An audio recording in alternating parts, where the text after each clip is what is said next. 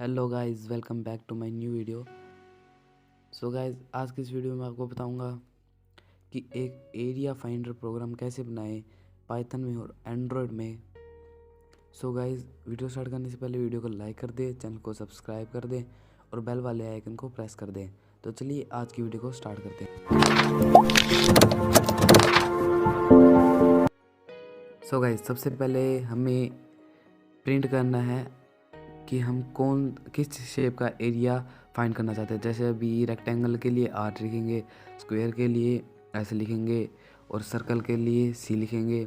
So guys, हमें ये print करना है, तो इसके लिए हम लिखेंगे प्रिंट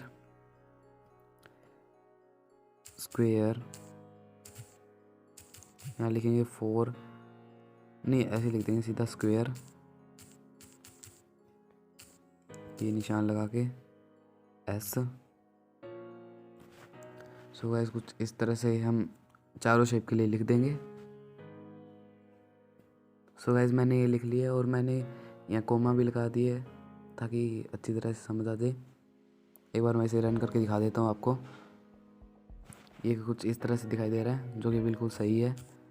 तो अब क्या करना, आपको यूज़र से वैल्यू इनपुट करानी है, मतलब आप किस शेप का एरिया पेरीमीटर फाइंड करने वाले हैं।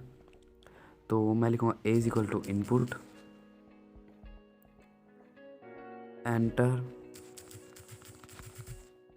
दी शेप, कुछ इस तरह से लेके ये वाला साइन लगा दूंगा। ठीक है, तो अब क्या, यहाँ हमारा यूज़र जो है वो एंटर करेगा अपनी शेप को। ठीक है, सो गाइज, अब हम कुछ इफ स्टेटमेंट लिखेंगे जिसमें हमारा सारा प्रोग्राम आ जाएगा। जैसे अगर यूज़र आर लिखता है तो उसके लिए हमें क्या प्रिंट करना है, अगर एस लिखता है तो उसके लिए क्या प्रिंट करना है। सो गाइज, सबसे पहले इफ़ कंडीशन लगा लेते हैं। If A is equal to, यानी वो ए की वैल्यू को, और यहाँ डबल इक्वल का साइन लगाना है, यानी 2 बार इक्वल लिखने हैं। अगर ए की वैल्यू आर होती है यानी रेक्टेंगल होती है तो हमें रेक्टेंगल का एरिया देना है। सो दोस्तों, अब हम उससे ये पूछेंगे आपको एरिया फाइंड करना है या फिर पेरीमीटर। तो उसके लिए हमें उससे ही पूछना होगा ना, B is equal to input, यानी बी एक इनपुट है और ये पूछेगा एंटर दी, हाँ कुछ ऐसा लिख देते हैं, पेरीमीटर और एरिया। पेरीमीटर, सो गाइस, मैंने यहाँ लिख दिया है कि पेरीमीटर के लिए पी लिखना है, यहाँ पी है और एरिया के लिए ए है। तो गाइस, नेक्स्ट लाइन में आते हैं हम। अच्छा, तो अब हम क्या करेंगे कि अगर यूज़र पी लिखता है इज इक्वल टू पी, अगर यूज़र पी लिखता है तो हम प्रिंट करेंगे, तो हम एक वेरिएबल बना देंगे सी। ठीक है, तो सी क्या होगा, 2 मल्टीप्लाई ब्रैकेट में हम लिख देंगे, सॉरी मैंने थोड़ी मिस्टेक कर दी है। तो अगर वो आर सेलेक्ट करता है तो उससे पूछेंगे हम लेंथ और ब्रेथ। तो उसके लिए हमें लिखना होगा, वेरिएबल डिफाइन कर देंगे B is equal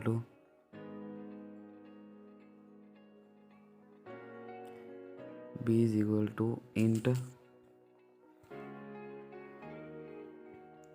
input. So guys, यहाँ मैंने जो इंट थे वो डिफाइन कर दिए हैं। तो अब हम क्या करते हैं, यहाँ बी की जगह लिख देते हैं डी। ठीक है, डी लिख दिया। तो अगर अब जो डी की वैल्यू है वो पी होगी, यानी जो हमारा पेरीमीटर होगा, तो उसको हम बना देंगे एक नया अक्षर जिसका होगा नाम ई।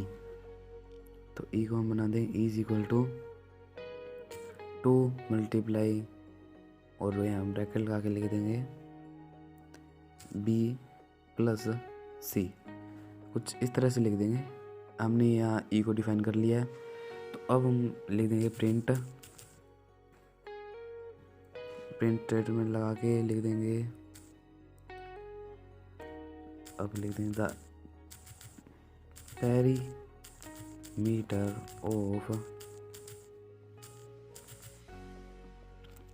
पेरीमीटर ऑफ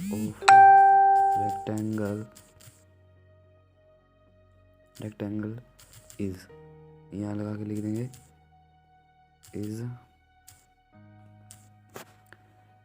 और यहाँ हम एफ स्ट्रिंग लगा देंगे ताकि हमें कोई दिक्कत ना हो लिखने में। एफ लगा के और यहाँ जो भी आपने वेरिएबल डिफाइन कर रखा है वो आप कर्ली ब्रेसिस में लिख देंगे और वो हमें प्रिंट करके दे देगा। सो गाइस, हमारा इतना प्रोग्राम ये रेडी हो चुका है। एक बार मैं इसे रन करके देख लेता हूँ ताकि कोई एरर हो उसे हम ठीक कर लें। हाँ, तो कोई एरर है लाइन 12 में, इनवैलिड सिंटैक्स का।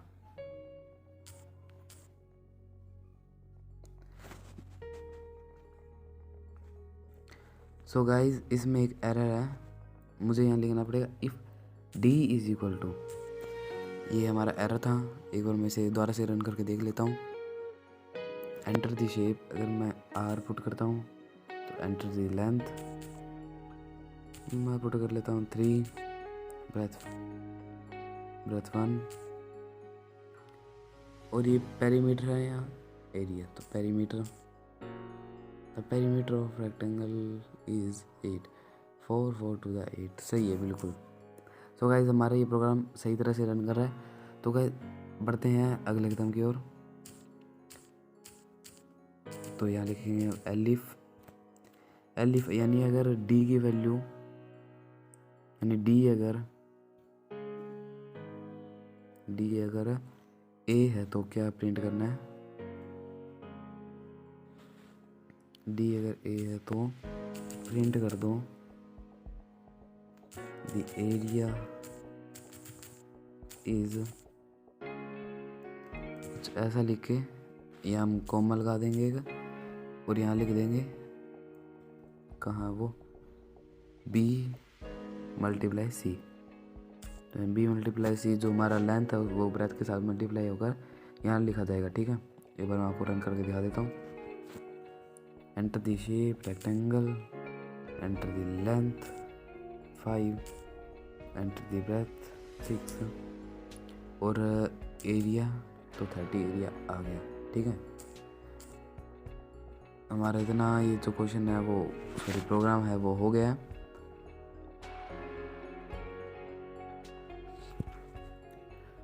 तो गाइज, ये प्रोग्राम था हमारा, मतलब ये जो है इफ़ स्टेटमेंट थी वो रेक्टेंगल के लिए थी।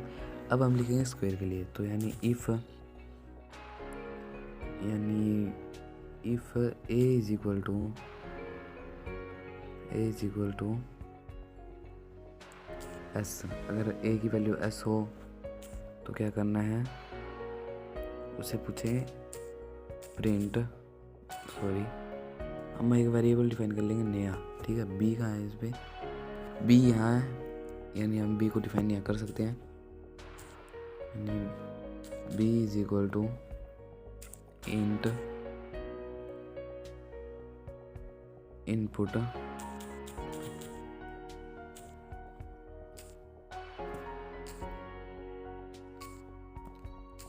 एंटर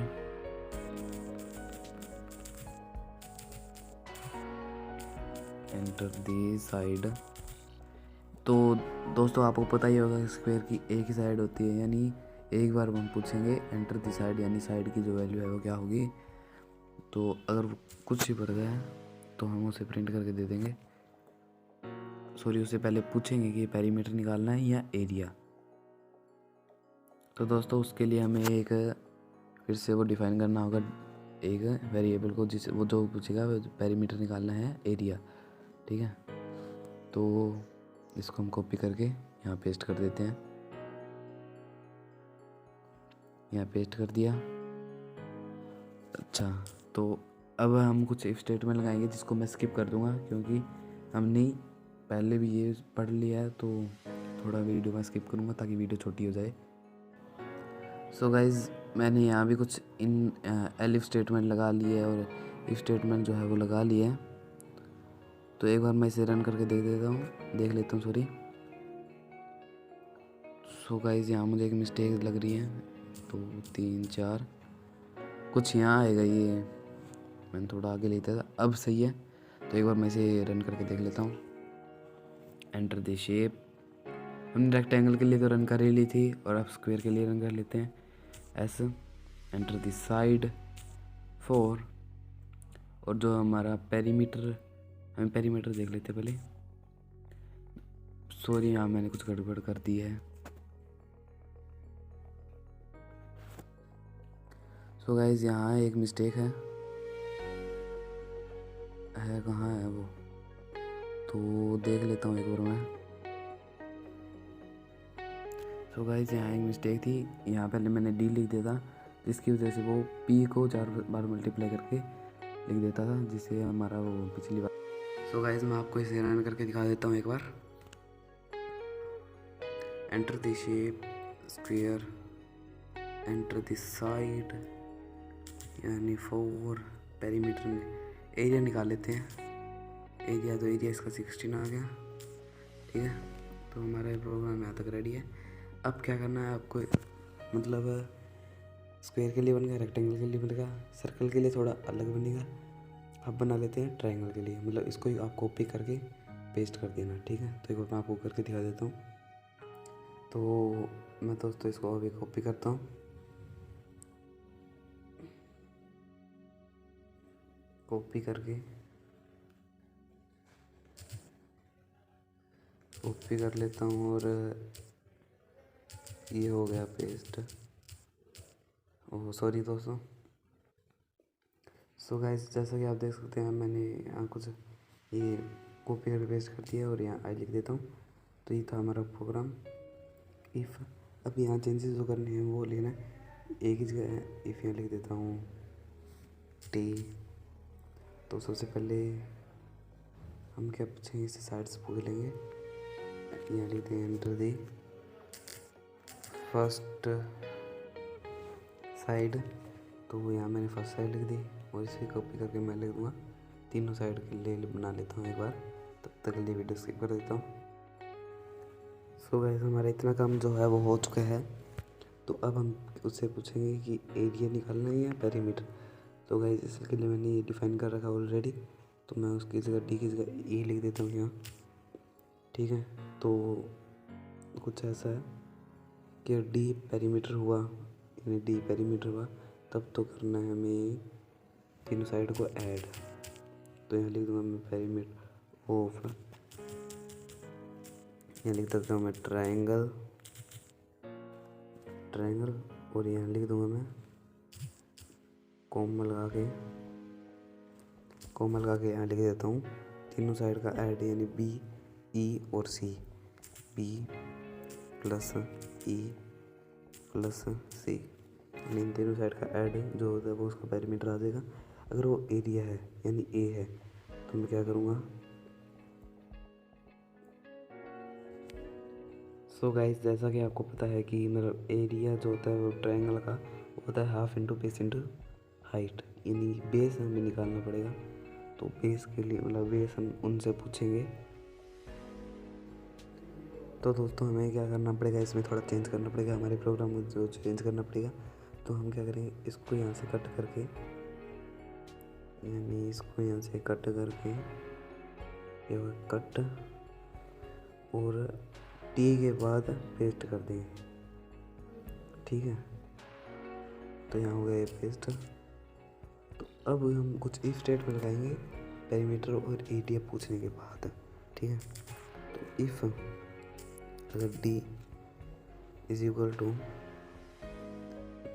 टू पी तो कर देना ये, मतलब जो भी हमने ये प्रोग्राम बनाया, ठीक है।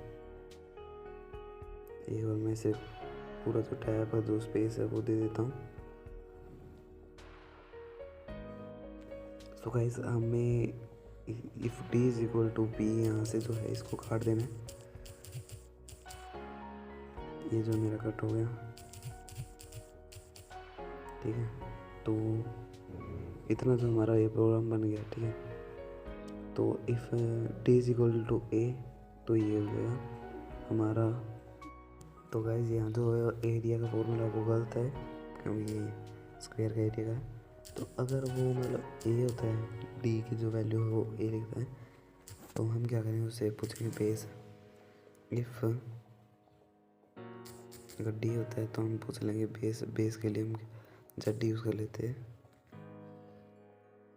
तो Z is equal to int input. So guys मैंने यहाँ इनसे मतलब ये कहा है कि डी अगर मतलब ए की वैल्यू हो, सॉरी डी की वैल्यू अगर ए हो, तो उनसे पूछना कि बेस और हाइट हमें दे दें। तो अब हम क्या करेंगे, एक नया बना लेंगे, ऐसे डिफाइन कर लेते हैं, मतलब नया वेरिएबल एस को डिफाइन कर लेते हैं।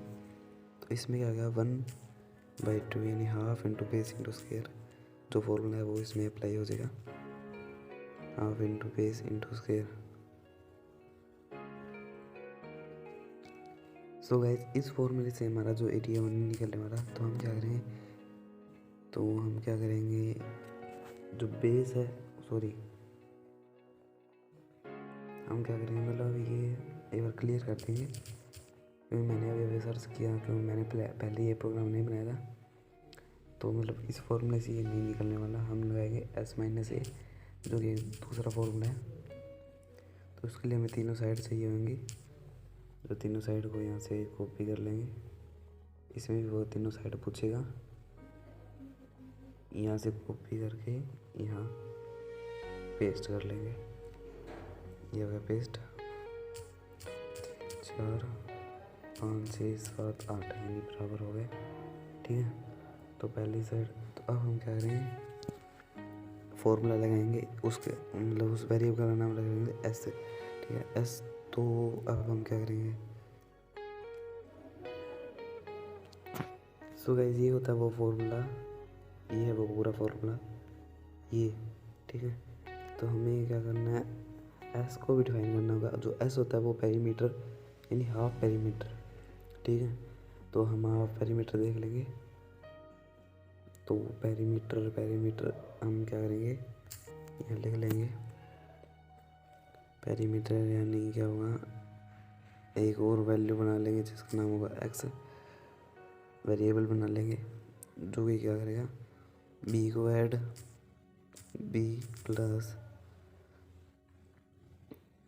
तो हम क्या करेंगे, एस को डिफाइन कर लेंगे, ठीक है। तो एस को डिफाइन करके यहाँ हम चेंज कर लेंगे वेरिएबल, यहाँ कर लेंगे एक्स, क्योंकि एस हमने यहाँ लिख रखा है, ठीक है। तो यहाँ लिख लेंगे बी। तो गाइस ये थोड़ा रॉन्ग हो जाएगा, क्योंकि हमने इससे पहले बी को डिफाइन नहीं कर रखा। बी हमारा डिफाइन होता है इसके बाद, यानी बी हमारा डिफाइन होगा यहाँ जो हमारे जो तीनों वेरिएबल है वो डिफाइन होंगे, तो हमें इसके नीचे लिखना पड़ेगा, ठीक है। तो S is equal to, bracket लगा लेना, क्योंकि बाद में हमें 2 से डिवाइड भी करना पड़ेगा, बी प्लस ई प्लस सी, ठीक है। अब डिवाइड में कर देंगे हम 2। सो गाइस ये फॉर्मूला है, अगर आपको ये फॉर्मूला नहीं आता तो आप नहीं कर पाएंगे, ठीक है। तो हमारा इतना जो सम हो गया वो, सॉरी इतना जो कोड हो गया वो डन है, सही होएगा, ठीक है। तो अब लिख लेता हूँ मैं, क्या लिखना है मेरे को, प्रिंट कर लेंगे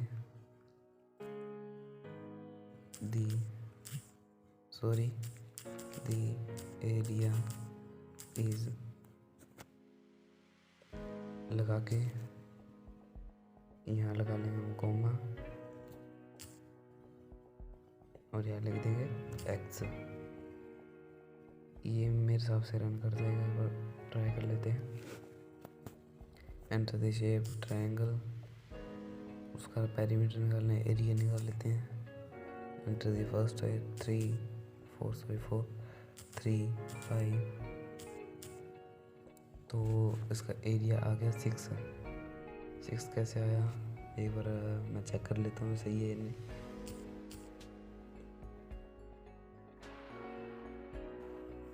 सो गाइज ये थोड़ा सा रॉन्ग हो रहा है, तो गाइज अब हम क्या करेंगे, यहाँ लिख देंगे ऐसे और यहाँ फिर से ब्रैकेट और यहाँ फिर से ब्रैकेट, ठीक है। अब हम एक बार इसको रन करके देख लेते हैं। ट्रायंगल पेरीमीटर, सॉरी एरिया निकालना दोबारा से ला देता हूँ।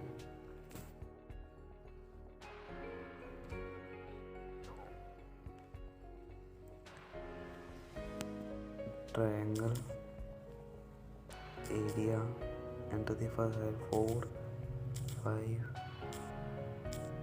6। Float object is not capable, float कहाँ लिख दिया मैंने, अच्छा फ्लोट यहाँ नहीं आ सकता, ठीक है, फ्लोट नहीं। सो गाइस जो एरर था वो था ये, यहाँ इंट की जगह मैं लिख दूँगा फ्लोट, ताकि जो हमारा वैल्यू है, जो यानी जो हमारा इनपुट है वो फ्लोट की टाइप में हो। यहाँ भी हम फ्लोट लिख देंगे। तो गाइस यहाँ तीनों जगह फ्लोट लिखना है। और अब हमें क्या करना है, यहाँ एस को मल्टीप्लाई लगाना है, जो कि हमारा एक और एरर था, एरर नहीं था, ये हमारी गलती थी, जिससे कि हमारा जो मतलब जो रिज़ल्ट आता वो सही नहीं आता। तो अब यहाँ लिखना है हमें रूट निकालने का तरीका। रूट निकालने का तरीका पाइथन में खुद की तरफ से नहीं होता, हमें यहाँ लिखना होता है मल्टीप्लाई 0.5, ये होता है रूट निकालने का तरीका। तो अब हम एक बार इसके रन करके देख लेते हैं। Enter the shape triangle area enter the first है 4 5 6। तो इसका एरिया जो आएगा वो आएगा 9.921, कुछ इस तरह आएगा, ठीक है।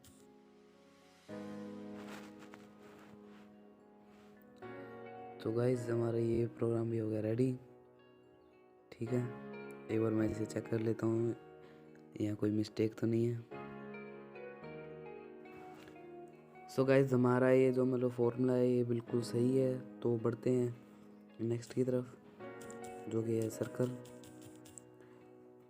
तो गाइस आज की वीडियो में मैं इतना ही बताऊंगा। सर्कल का आप खुद से ट्राई करें, और सर्कल का जो सोर्स कोड है वो मैं इस वीडियो के लिंक के डिस्क्रिप्शन में दे दूंगा। मैं क्या बोल गया यार, इस वीडियो के डिस्क्रिप्शन में दे दूंगा, ठीक है। सो गाइस आज की वीडियो में बस इतना ही।